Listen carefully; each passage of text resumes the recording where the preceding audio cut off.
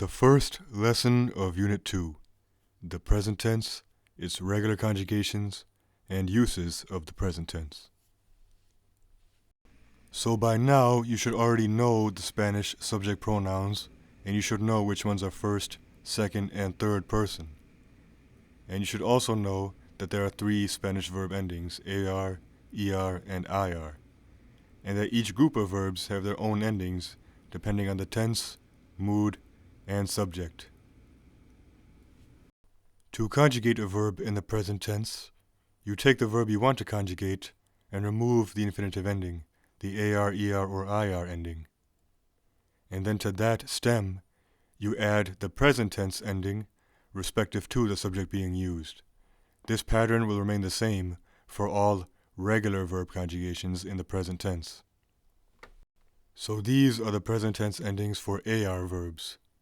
O, has, ha, hamos, hais, han. So we're going to use the AR verb hablar as an example.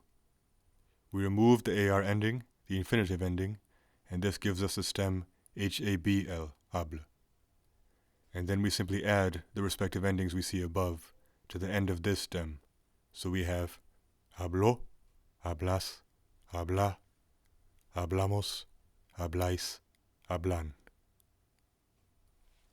For ER verbs, the endings are o, es, e, hemos, eis, en. We're going to use the verb comer as an example. We remove the infinitive ER ending, and this gives us the stem com. And now, we simply take the endings that we see above and add them to the end of this stem. We have como, comes, come, comemos, comeis, comen. And present tense endings for IR verbs are o, es, e, imos, is, en. So we use the verb vivir as an example. We again remove the infinitive ending, this time IR, and this gives us the stem viv. And now we take this stem and again add the endings that we see above. So we have vivo, vives, vive, vivimos, vivis, viven. So you should notice that ER and IR present tense verb endings are identical with the exception of the nosotros and vosotros forms. And because verb endings indicate which subject is being used, we can oftentimes omit the subject pronoun from the sentence.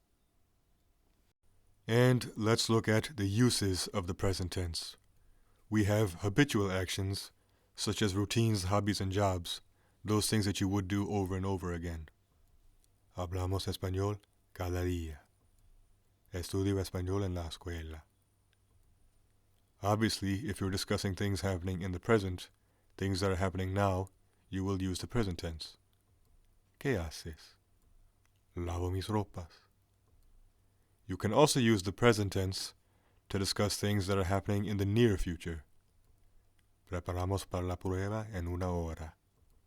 Camino al parque mañana. And general facts, opinions, and proverbs will use the present tense.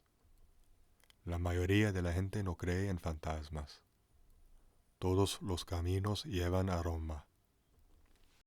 Hypotheticals will use the present tense. Si no me escuchas, te golpeo.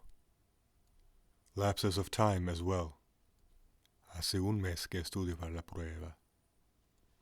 And there are irregular verbs which do not follow this simple pattern, where we simply remove the infinitive ending and then add the respective present tense endings. We will cover the irregular present tense verbs in Unit 3.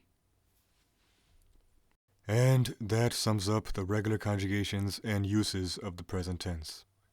As I always say, I would very much appreciate it if you can share this video series with your friends and teachers. And that is all for now, so until next time.